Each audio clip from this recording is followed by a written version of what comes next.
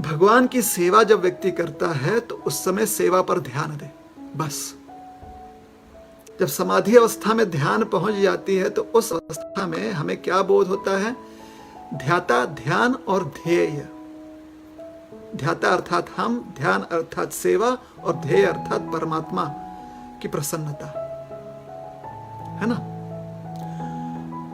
तो जब हम और सेवा पर ध्यान देते रहते हैं तो हमारे अस्तित्व से मन जो है उससे अधिक सेवा में लगने लगता है,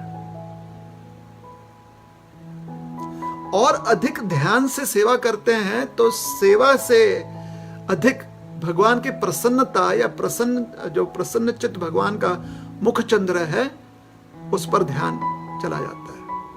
और इस प्रकार से ध्याता, ध्यान और ध्येय में से सिर्फ ध्येय जो है प्रमुख हो जाता है, बाकी दो जो हैं गौण हो जाते हैं। तो यह समाधि की अवस्था है। तो जब तक हम समाधि ग्रस्त ना हो, समाधिस्थ ना हो तब तक के लिए हमें साधना करनी है।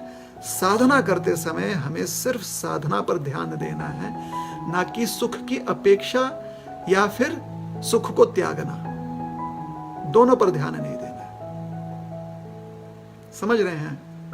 ये बात समझने का प्रयास कीजिए, क्यों हम उस पर ध्यान दे रहे हैं। क्योंकि अभी जब हम सेवा पर ध्यान दे रहे हैं, अर्थात नाम जप पर ध्यान दे रहे हैं, या भगवान को भोग लगाते हैं तो भोग लगाने में ध्यान दे रहे हैं, या भगवान के लिए भोग बना रहे हैं तो उसमें ध्यान दे रहे हैं, या शास्त्र अध्ययन कर रहे हैं उसमें ध्यान दे रहे हैं, तो यह ध्यान इसलिए आवश्यक है ताकि हमारे चित्त का मार्जन हो, ताकि हमारा मन शुद्ध हो जाए।